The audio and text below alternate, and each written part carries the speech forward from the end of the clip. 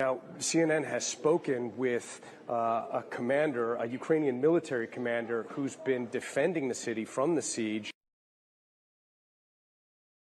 Я хотела сказать четко и ясно. Нас обстреливала украинская армия, украинские батальоны. Мэр города Мариуполя Бойченко в открытую призывал делать коктейли Молотова и бросать в российских военных. Take a listen to what he sent us a day ago. People are cooking food in the streets, risking their lives under the continued shellings. Все аптеки перебиты, все магазины, все везде перебито. Они приезжают, среди дворов ставят автоматы, вернее, эти пулеметы, вот эти непонятные, я не знаю, вот этих я не могу ответить конкретно, какие снаряды. Но факт тот, что вот они приехали во дворах, там, где школы, там, где люди. Они оттуда вас стреляют, я не знаю, мне просто нет слов. And the temperature is -5 degrees Celsius in the street. Killing the civilian, the amount of victims grows every day. Никаких коридоров. Азов, сука, выезжали люди, Азов, блядь, расстреливал пидорасы, сука. Что Азов делал? Расстреливал колонны, блядь, мирных, нахуй, пытались выезжать на Володарск, расстреливали автобусы, блядь. Now it is more than 3,000, but nobody knows the exact amount because people are buried together in the same tomb with no names. Украинская армия не помогала вам? Украинская армия стреляла. Прям в дом. Many bodies are just outside the streets without being buried. Some of people are under the ruined buildings buried alive.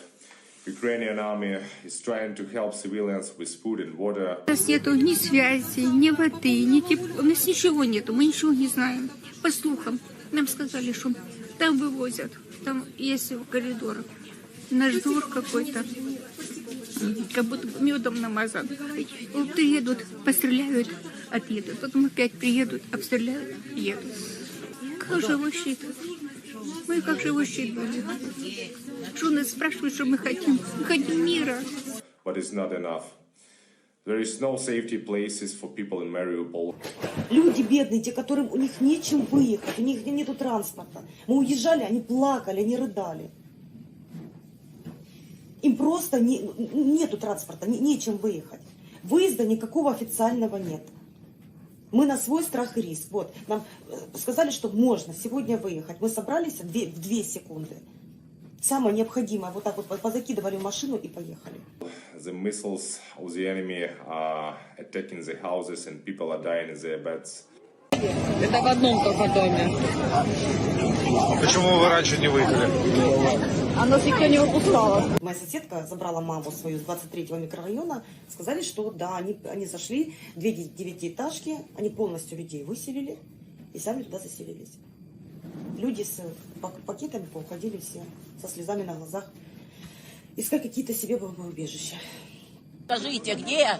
Как украинские военные к вам относились, украинские военные? Там, уже я рассказывала, как. Зверски, понимаете?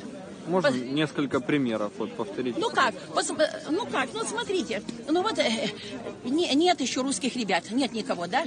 Да. Заперли нас в подвалы, и вот это над нами, в дома лупят, танки, откуда еще ребят? The World Food Program is warning Afghanistan is facing a, quote, tsunami of hunger. The group estimates 23 million Afghans face acute food shortages, including nearly 9 million who are close to starvation. Afghanistan's economy collapsed after the U.S. and international financial organizations froze Afghan assets after the fall of Kabul. Afghanistan's economy collapsed after the U.S. and international financial organizations froze Afghan assets after the fall of Kabul.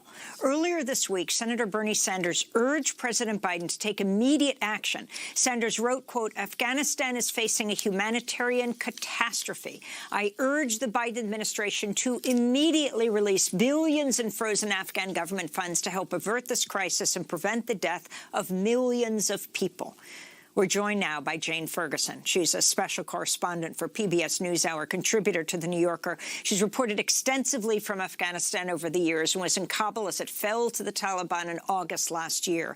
She returned to Taliban-controlled Afghanistan in November to report on the humanitarian crisis.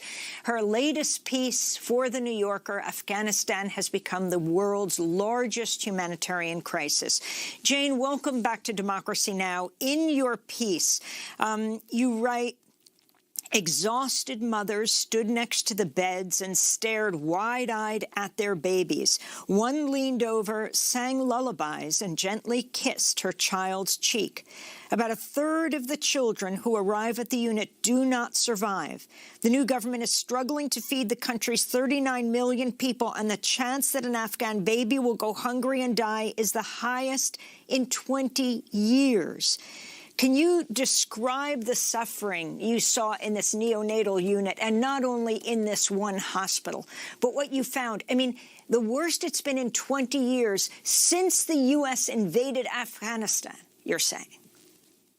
Yes, Amy, what we've really seen is the collapse of not only any kind of economic means for those mothers and their husbands to be able to make enough money to feed the children, or to be able to make enough money to feed themselves and lactate babies. But we've also seen a compounding crisis because the medical institutions and the medical facilities across the country have also been collapsing.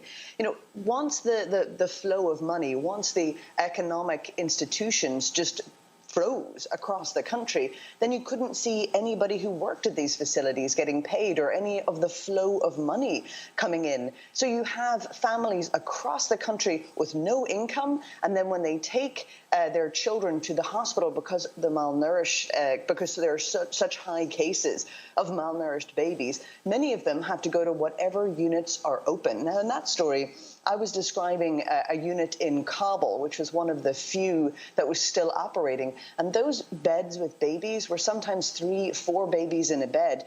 The hospital staff, many of whom hadn't been paid in months, were basically trying to keep them alive, but said that infections were just running riot through the units because they just don't have the medicines. They're completely overwhelmed with malnourished babies and massively understaffed. Many of those mothers that I described will have had to come from rural areas where local clinics have many of them have completely collapsed. A recent statistic by Save the Children in Afghanistan said that as little as 17% of medical facilities across the country are now fully operational.